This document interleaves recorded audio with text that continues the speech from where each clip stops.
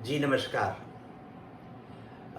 चुनाव बाद और मतगणना बाद आज मैं आपसे कुछ ऐसी बातों की चर्चा करना चाहता हूं जिन बातों का प्रभाव वास्तव में इस चुनाव पर कम से कम उत्तर प्रदेश में तो पड़ा ही है। और वह यह है कि बहन जी ने दो तरफा खेल खेला। दिखाने के लिए वे भारतीय जनता पार्टी के साथ थीं परोक्ष रूप से, लेकिन आंतरिक रूप से उन्होंने अपने लोगों को जो संदेश भिजवाया गोपनीय तरीके से, वो संदेश निश्चित रूप से कांग्रेस के पक्ष में था। और उस संदेश के आधार पर उनसे जुड़े लोगों ने लोकसभा क्षेत्रों में मतदान के दिन या मतदान से पूर्व अपना कार्य संपादित किया। दोनों तरफ से वो इसलिए जुड़कर रही क्योंकि उनकी राजनीतिक विसात और राजनीतिक गोटी निश्चित रूप से दुर्दिन में है, खराब हालत में है, और उनकी जगह लेने के लिए बाकी बहुत सारे लोग तेजी से आगे आ रहे हैं। और वे तेजी से आगे आ रहे हैं, उसमें अनेक नाम हो सकते हैं, उन नामों की यहाँ चर्चा करना बहुत प्रासंगिक नहीं है, लेकिन उन्होंने सहमत का खेल दोनों तरफ से खेला। पुरस्कार पारितोषिक दोनों तरफ से ठीक ठाक प्राप्त किया, और प्राप्त करके उन्होंने दिखाने के लिए कि हम आपके कहने से यहाँ टिकट दे रहे हैं, वहाँ टिकट दे रहे हैं, ऐसे को दे रहे हैं, वैसे को दे रहे हैं, इनका काट रहे हैं, इनका नहीं काट रहे हैं आदि दिखाने के लिए उन्होंने सत्तारूढ़ दल के साथ सहानुभूति बटोरी और उनका सहयोग करने का परोक्ष ही सही वचन दिया, जो समाज में लोक में लोगों के बीच ठीक से प्रचारित और दिखाई पड़ा। लेकिन परोक्ष रूप से जो उन्होंने सूचना प्रसारित कराई आंतरिक स्रोतों से, अपने करीबी लोगों से नीचे के धरातल पर, वह सूचना लगभग चुनाव के प्रत्येक चरण के चुनाव के कुछ वर्ष पहले से और कुछ महीने पहले से, 2-3 महीने पहले से वो सूचना चलनी शुरू हुई, और वो सूचना अपने स्थान पर पहुंची, जिसका असर या प्रभाव उत्तर प्रदेश में पड़ा, बाकी जगहों पर भी पड़ा होगा।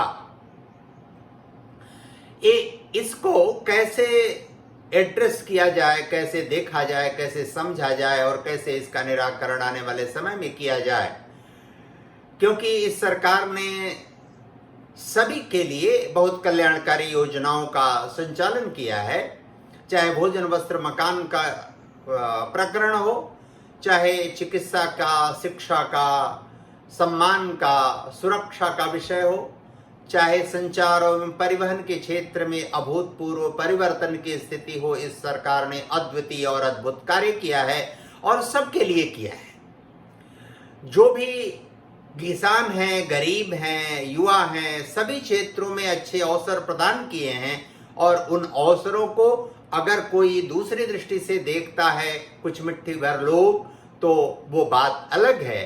फिर भी ये तीसरी बार सरकार पूर्ण बहुमत से आई है, और पूर्ण बहुमत से आने एनडीए का गठबंधन पुराना गठबंधन है, और ये पुराना गठबंधन समय समय से रीसफल होता रहता है, उसमें थोड़े बहुत परिवर्तन होते रहते हैं, ये बात अलग है।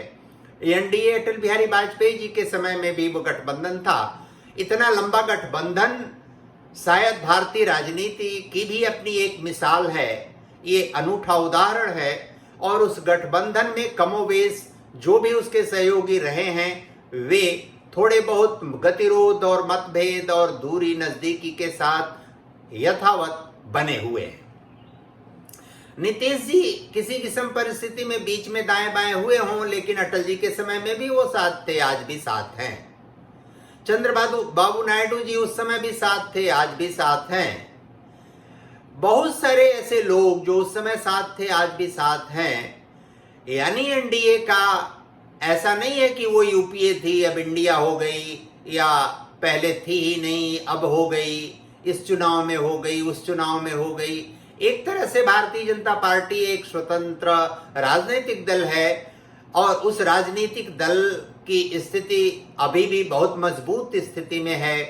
जिस कांग्रेस की लगभग 100 सीटें हैं, उस भाजपा की 240 से अधिक सीटें हैं।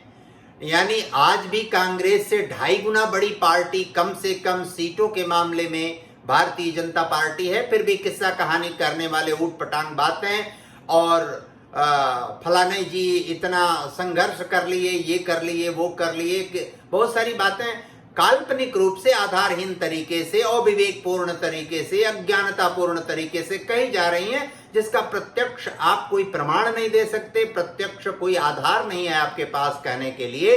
केवल मुंह की जबरदस्ती आप कुछ भी अनाप शनाप कहने सुनने लग रहे हैं। दूसरी एक महत्वपूर्ण बात है कि आप कह रहे हैं कि ये जनता ने एक मैंडेट दिया है इंडिया के लिए, जिसकी 292 है जिस गठबंधन की, और जिसकी 232 है।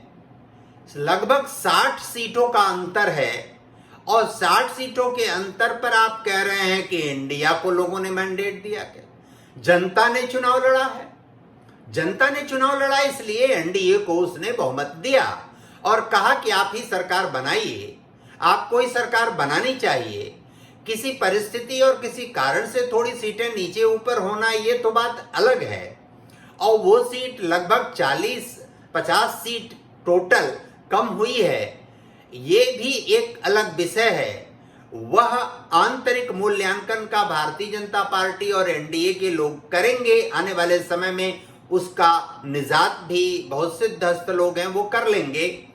लेकिन आप मैंडेट जो मिला है वो एनडीए को मिला है, और एनडीए सरकार बनाने जा रही है, सफलतापूर्वक तीसरा कार्यकाल भी पूरा करेगी और चौथे कार्यकाल के लिए भी अपना प्रयत्न जारी रखेगी। लेकिन जो कांग्रेस पार्टी और कांग्रेसी चमचे लोग यह प्रचारित कर रहे हैं कि ये कांग्रेस के पक्ष में या इंडिया के पक्ष में यह जनादेश है, ये कैसे जनादेश है, इस पर जनता सवाल उनसे पूछना चाह रही है।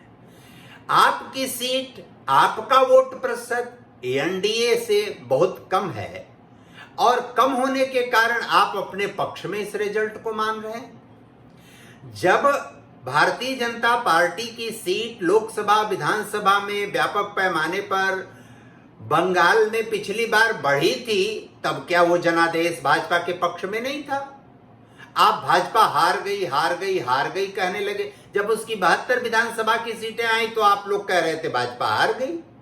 ये कौन सा विमर्श है, कौन सा नरेशन है जो कुछ मुट्ठी भर पत्रकार जो पूर्वाग्रह से ग्रसित है मोदी जी को लेकर, भारतीय जनता पार्टी को लेकर, उनके पूरे तंत्र को, विचारधारा, उनके संगठन को लेकर इतने बड़े दुरावस्था में है, मानसिक स्थिति, मानसिक संतुलन खो बैठते हैं, वो क्यों है? यह जनादेश एनडीए के पक्ष में है। एनडीए के लोग विचार करके जो थोड़ी बहुत कमी रह गई, जो परिस्थिति थोड़ी बहुत बदल गई, जो सहजता और सरलता थी उसमें थोड़ी कमी आई, इसका वो मूल्यांकन करेंगे। लेकिन जो विपक्ष कर रहा है, जो विपक्षी चमचे कर रहे हैं, मीडिया में उनके 2-4 सो कॉल्ड लोग हैं, वे जो कर रहे हैं वो निश्चित रूप से घृणित और निंदनीय है। और उस घृणा और वो घृणित कार्य का जवाब जनता, समाज, व्यवस्था, तंत्र समय से उनको देगा, और देगा। इस स्थिति में उनको सचेत सतर्क रहना चाहिए कि नहीं रहना चाहिए, उनकी गतिविधि ऐसी चलनी चाहिए कि नहीं चलनी चाहिए। वे इसी बात को लेकर बहुत ज्यादा बेचैन, प्रसन्न और खुश हैं कि हम तो यहां थे, अब यहां से ऊपर चढ़ गए। ये नीचे ऊपर चढ़ना और लक्ष्य तक पहुंचना, इन दोनों में बड़ा अंतर होता है। कोई लक्ष्य तक पहुंचा, थोड़ी कठिनाई से ही पहुंचा, लेकिन पहुंचा, और तीसरी बार पहुंचा। लेकिन कोई लक्ष्य पर पहुंच ही नहीं सका, इतनी कोशिश, इतने प्रयत्न के बाद, तो कहीं ना कहीं उसकी डिमेरिट जनता, समाज, लोग जान और समझ रहा है, और उस जानने और समझने का मूल्यांकन जनता आने वाले समय में भी करेगी, और उसके आधार पर आने वाली व्यवस्था देश की, देश के लोगों की, देश के हितैषियों की, देश और समाज की चिंता करने वाले लोगों की चलेगी।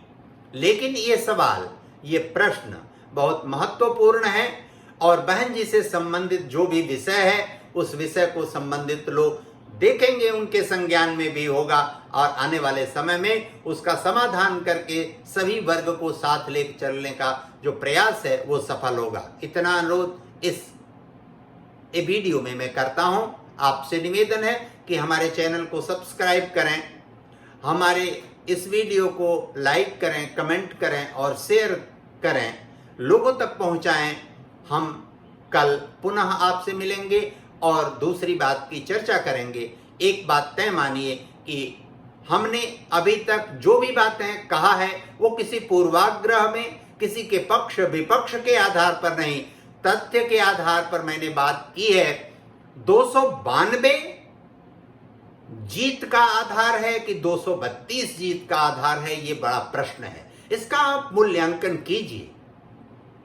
जिसका वोट प्रतिशत अधिक है वो जीता है कि जिसका वोट प्रतिशत कम है वो जीता है। जिसकी 100 सीट है वो विजयी है कि जिसकी उसकी 2.5 गुनी के लगभग सीट है, 242, वो विजयी है।